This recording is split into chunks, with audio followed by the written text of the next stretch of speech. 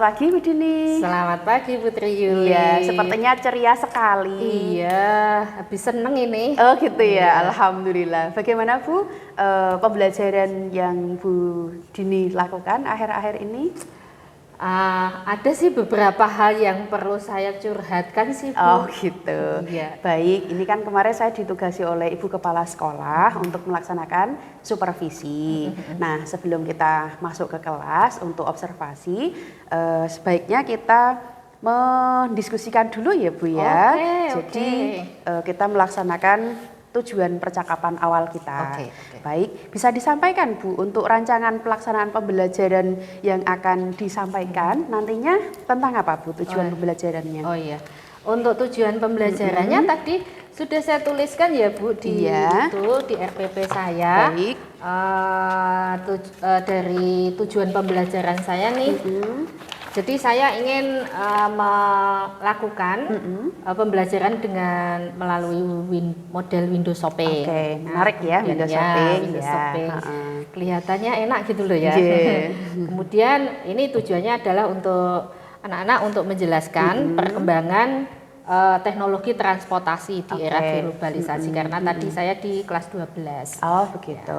Kemudian hal ini untuk menganalisis dampak bagi kehidupan manusia sehingga anak-anak tahu bagaimana dampaknya teknologi itu terhadap perkembangan manusia, kehidupan manusia dengan tepat. Oh begitu ya, memang sejarah itu menarik ya Bu ya.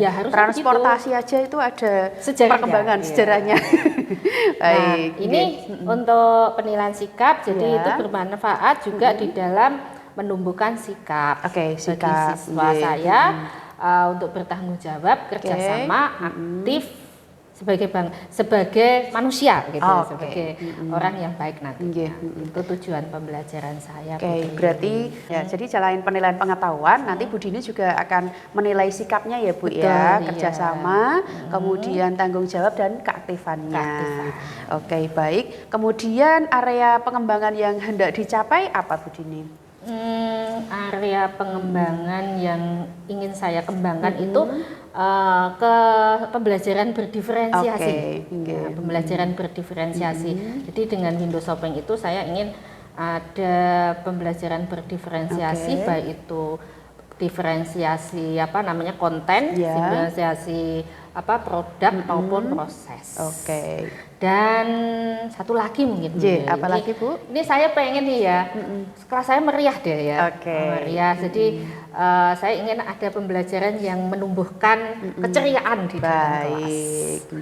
Jadi untuk area yang hendak Ibu kembangkan, yang nantinya akan saya amati ya Bu ya, adalah pembelajaran berdiferensiasi, baik itu konten, produk maupun proses. Kemudian yang kedua adalah pembelajaran yang menumbuhkan keceriaan begitu ya Bu ya.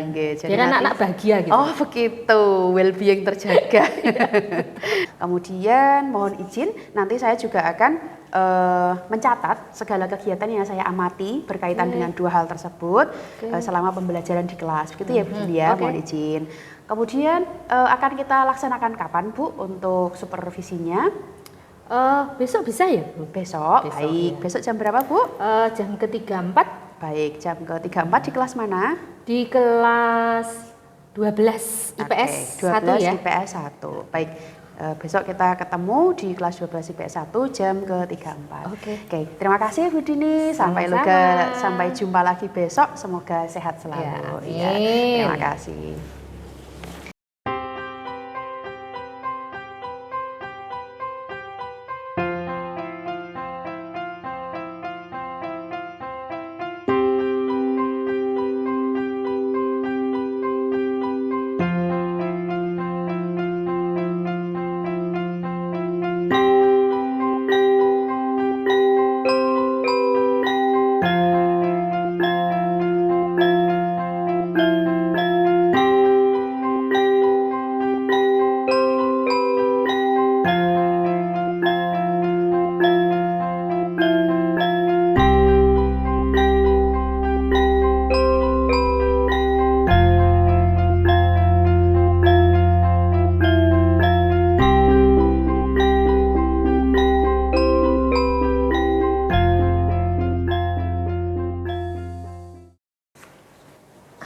Alhamdulillah Putri Yuli.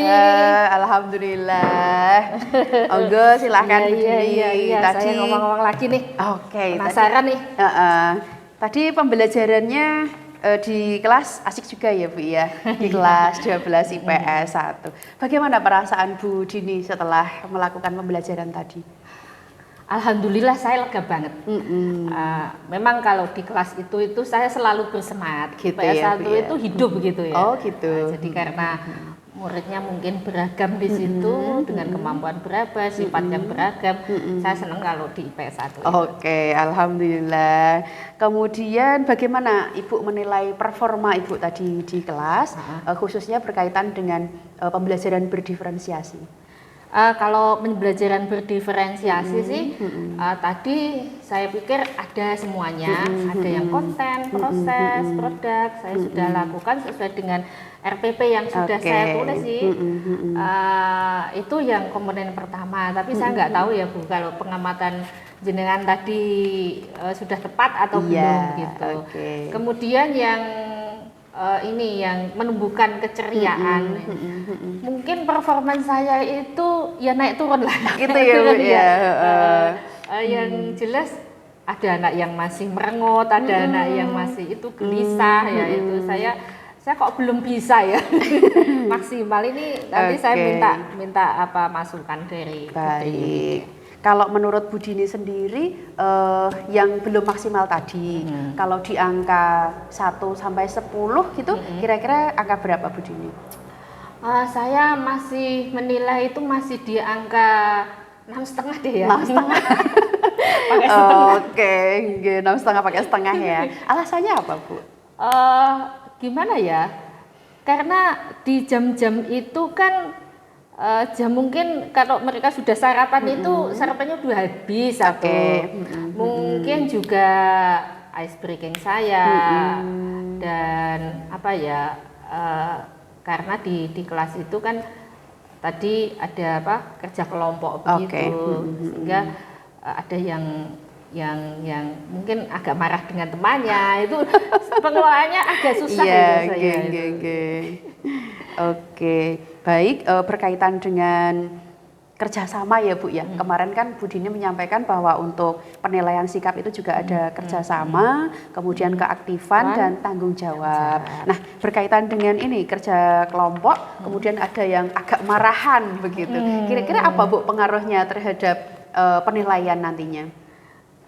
Saya melihat ada beberapa anak sih karena memang di awal itu saya pengen ada anak-anak yang jadi ketuanya itu kan anak-anak dengan kesiapan belajar yang bagus begitu. Tapi ternyata anak-anak yang dengan kesiapan belajar yang bagus itu pengelolaan emosinya ternyata tidak seperti yang saya bayangkan. Jadi kadang-kala dia itu jengkel sendiri karena temannya itu males-malesan, jadi kurang bisa memotivasi temannya. Akhirnya kan harus saya yang turun tangan gitu. Gitu, seperti itu kelihatannya seperti itu Bu ya, yang jadi kendala saya sih.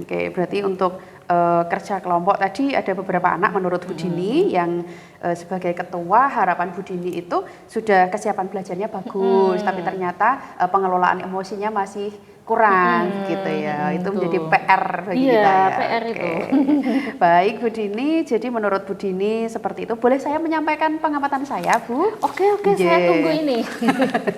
Baik, jadi kalau menurut Bu Dini tadi pada diferensiasi, menurut Bu Dini sudah bagus. Ya saya sepakat Bu. Jadi memang tadi pada waktu proses mengumpulkan informasi, saya lihat ada anak-anak yang suka dengan auditori itu gaya belajarnya semangat sekali Bu membuka YouTube, kemudian memberi sumber belajar pada link-link yang Ibu berikan begitu. Kemudian pada diferensiasi konten juga ada beberapa anak browsing gitu sesuai dengan yang link Ibu berikan di Google Classroom juga. Kemudian mereka tampak antusias karena sepertinya memang seperti asesmen diagnostik yang Bu Dini lakukan sepertinya sudah pas begitu nggih. Dan juga dari yang saya amati untuk diferensiasi ini menarik sekali bagi saya dan anak-anak kelihatan sudah sesuai porsinya dengan gaya belajarnya begitu. Kemudian yang masih bisa ditingkatkan menurut Bu Dini apa dari diferensiasi ini, Bu? Kalau diferensiasi itu yang perlu saya tingkatkan ini sih, kan kalau saya kesiapan belajarnya dari hasil ulangan mereka karena kelompok yang saya bentuk itu kan berdasarkan kesiapan belajar mereka. Jadi kesiapan belajar mereka yang heterogen, jadi macam-macam, ada yang tinggi, ada yang rendah gitu. Nah, yang ingin saya tingkatkan itu tadi berkaitan dengan kesamaan gaya belajar. Mungkin satu saat atau di pembelajaran berikutnya saya ingin mencoba membentuk kelompok dengan gaya-gaya belajar yang sama. Tapi agak kesulitan karena harus LKS-nya itu atau lembar kerja kelompoknya itu kan harus saya desain seperti yang mereka mau dengan gaya belajar. Berarti yang akan dilakukan Bu Dini selanjutnya membentuk kelompok dengan berdasarkan gaya belajar karena kemarin berdasarkan kesiapan belajar. Menarik sekali ini Bu Dini. Kemudian pada diferensiasi konten, saya juga tertarik ini Bu, pada apa yang Bu Dini lakukan. Jadi di LKPD yang diterima siswa itu bermacam-macam Bu Dini. Jadi ketika saya melihat kondisi kelas itu memang hidup karena anak-anak tertantang untuk menyelesaikan LK yang berbeda-beda. Dan LK-nya itu menarik Bu Dini. Jadi anak-anak juga suka, misalnya ada banyak gambar, kemudian dipotong-potong gitu ya Bu ya. Jadi ini memfasilitasi gaya belajar anak yang kinestetik. Karena memang kan setiap kelompok tadi saya amati dengan gaya belajar yang macam-macam. Kemudian ada satu kelompok yang bagus tadi dengan anak ini sukanya aktif ke sana kemari. Nah, itu yang diberi tugas walaupun cuma motong-motong gitu, dia merasa dihargai begitu. Menarik sekali ini Bu Dini tantangannya untuk anak-anak. Jadi menurut saya pembelajaran berdiferensiasinya sudah lancar begitu, sudah bagus dari konten, proses maupun produknya. Kemudian yang menurut Bu Dini bahwa untuk keceriaan, saya tadi juga melihat sih Bu, kan saya di belakang ya. Nah di belakang itu masih ada anak yang mungkin kurang, ada anak yang sedang bad mood begitu, sejak awal sampai akhir ya gitu-gitu aja begitu, tidak ada ketika temannya itu aktif kesana kemari untuk menggunting, kemudian berdiskusi, dia diam saja. Tadi saya amati Bu Dini, apakah sudah menanyakan tentang perasaan mereka Bu, di awal? Itu saya juga sadar itu, makanya saya bingung kadang-kala karena kelompoknya itu kan berbeda-beda ya. Saya harapkan tadi ada ketua kelompoknya yang bisa mengelola kelompoknya, tapi ternyata tidak peka kan begitu. Sehingga saya perlu ini Bu, terima kasih sekali karena saya juga berpikir perlu PSE ya. Jadi di awal pembelajaran saya pengennya ada anaknya itu nyadari suasana hati saya itu bagaimana. Ternyata belum siap dengan itu. Oh iya, berarti Bu Dini menemukan sendiri bahwa PSE anak itu perlu ditanya juga begitu ya Bu ya di awal pembelajaran. Baik, terima kasih. Begitu Bu Dini. Kemudian rencana Bu Dini apa ini untuk yang kedepannya? Berkaitan dengan tadi, saya kan ada beberapa kekurangan ya. Baik, tentang diferensiasi. Saya ingin tingkatkan tadi sesuai yang pengamatan dan yang saya rasakan juga diferensiasi yang ini yang dengan gaya belajar. Satu saat di pertemuan yang akan datang saya ingin dengan gaya belajar dengan kelompok yang homogen. Kemudian yang kedua tingkat peningkatan untuk sikap anak-anak supaya biar ceria, biar mereka nyaman. Nah ini perlu diterapkan dengan PSE. Nah itu yang akan saya jadi sasaran saya untuk kedepannya deh. Berarti rencana tindak lanjut pengembangan diri Bu Dini apa yang akan dilakukan berkaitan dengan hal tersebut? Ya, pengembangan diri saya ingin pelajari bagaimana sih caranya membuat lembar kerja yang bisa mewadahi satu gaya belajar. Oke. Yang gaya belajar kinestetik, visual atau auditori. Itu perlu saya belajar lagi karena agak kesulitan saya. Iya. Kira-kira melalui apa nanti Bu untuk meningkatkan mempelajari LK yang memfasilitasi gaya belajar yang sama ini nanti? Saya ingin tanya-tanya deh ya. Jadi tanya-tanya sama teman, sama dan lihat model-model pembelajaran mungkin ya yang memadai itu. Karena saya belum tahu caranya nih untuk yang gaya belajar kinestetik itu bentuknya itu seperti apa. Seperti apa saya belum tahu. Nanti saya bisa belajar lagi deh. Soalnya sejarah, sejarah itu agak susah. Kebanyakan auditori itu sudah visual saja sudah. Kinestetik itu tuh susah. Kinestetik kalau sejarah itu susah ya. Iya. Atau mungkin saya kasih outing kelas ya. Outing kelas. Oh iya, itu menarik sekali itu Bu. Kemana ya Bu ya sejarah yang bisa mewadahi pelajaran sejarah outing kelas? Itu kan ada rumah artefak sih dekat-dekat sini. Jadi tempat yang ada menyimpan benda-benda bersejarah. Mungkin anak-anak bisa saya ajak ke sana. Bagus itu Bu, ide bagus itu. Nggih, berarti mungkin rencana Bu Dini dengan untuk memfasilitasi gaya belajar yang berbeda tadi, khususnya yang kinestetik ya Bu ya, itu ke rumah artefak. Kalau menurut Bu Dini sendiri, yang audio dan visual bisa terwadahi nggak Bu kalau di rumah artefak itu? Saya yakin bisa sih, kan di sana ada kan visual ya, karena memang bendanya ada. Betul sekali. Gitu. Jadi kalau visual bendanya ada. Terus kalau auditori di sana ada yang namanya penjaga sana kan tahu dia bisa bercerita tentang benda-bendanya itu ya. Mungkin anak-anak kepo ya di sana. Malah anak-anak nanti bisa bertanya langsung pada narasumber yang tiap hari berkecimpung di dunia itu ya Bu ya. Wah, menarik sekali ini. Saya tidak sabar itu deh. Itu untuk yang meningkatkan tadi ya Bu, gaya belajar. Kemudian yang satu Bu, untuk yang menurut jenengan tindak lanjut apa yang akan dilakukan tentang berkaitan PSE tadi Bu? PSE ini ya. PSE mungkin tadi kan saya belum menerapkan benar tentang PSE ya. Jadi mungkin yang paling mudah dulu misalnya kan anak-anak IPS itu kan senangnya cekikian gitu loh ya, enak dewe itu. Tapi mereka kadang tidak mengenali diri sendiri.